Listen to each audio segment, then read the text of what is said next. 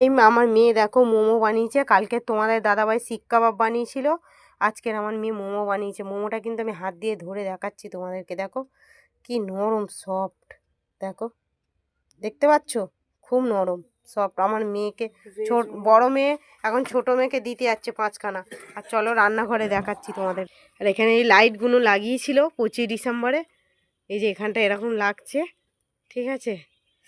ওই দেখো ওদের ছাদটা অনেক দিন পর তোমাদেরকে দেখালাম, ঠিক আছে। দেখো আর এখানে ডিস্কো লাইট লাগিয়েছে, ডিস্কো।